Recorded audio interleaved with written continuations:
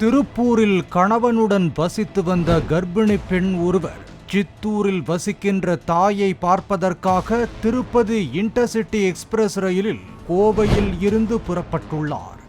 அந்த ரயிலில் மகளிருக்கான பெட்டியில் அந்த 4 மாத கர்ப்பிணியுடன் சேர்த்து மொத்தம் 8 பேர் இருந்ததாக கூறப்படுகிறது.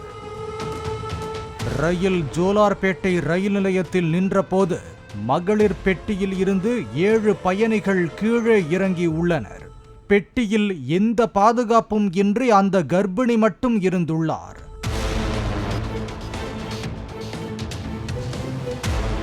ரயில் புறப்பட்ட போது ஓடும் ரயிலில் இளைஞர் ஒருவர் ஓடி வந்து ஏறியுள்ளார். இது பெண்களுக்கான பெட்டி, கீழே இறங்குங்கள் என்று அந்த பெண் கூறியதும் ரயிலை தவறவிட்டுவிடக் கூடாது என அவசரத்தில் ஏறிவிட்டேன், அடுத்த நிறுத்தத்தில் மாறி ஏறிக்கொள்கிறேன் என்று கெஞ்சி உள்ளார் அந்த இளைஞர்.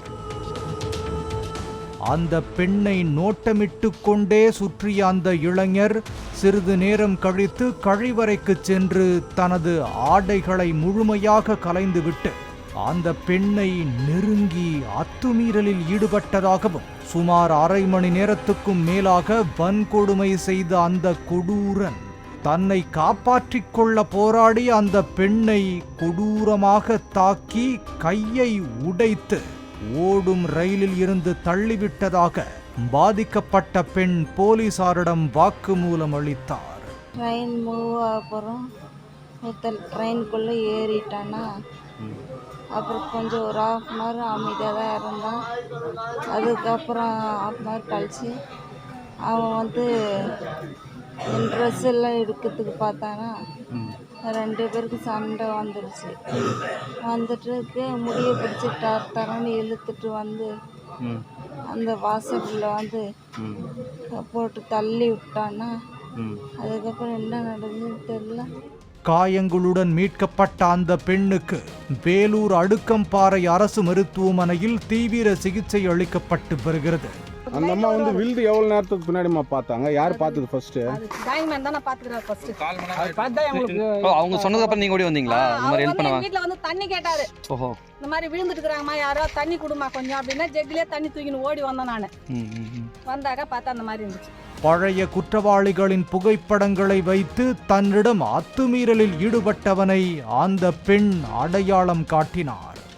அந்த சைக்கோ கொடூரன் கேவி குப்பம் அடுத்த பூஞ்சோலை கிராமத்தைச் சேர்ந்த 30 வயதான ஹேமராஜ் என்பதும் அவன் ஏற்கனவே கடந்த 2022ஆம் ஆண்டு சென்னையிலிருந்து வேலூருக்கு ரயிலில் பயணித்த பெண்ணிடம் சில்மிஷத்தில் ஈடுபட்டு செல்போனை பறித்து கொண்டு ஓடும் ரயிலில் இருந்து பெண்ணை தள்ளிவிட்ட வழக்கில் கைது செய்யப்பட்டவன் என்பதும் தெரிய வந்தது.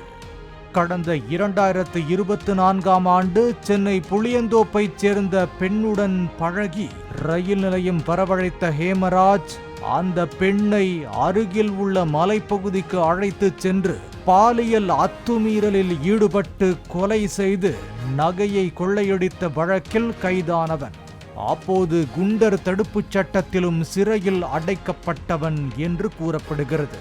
ஹேமராஜ் தன்னிடம் சிக்கும் பெண்களிடம் சைக்கோ போல கொடூரமாக நடந்து கொண்டதும் போலீஸ் விசாரணையில் தெரிய வந்தது.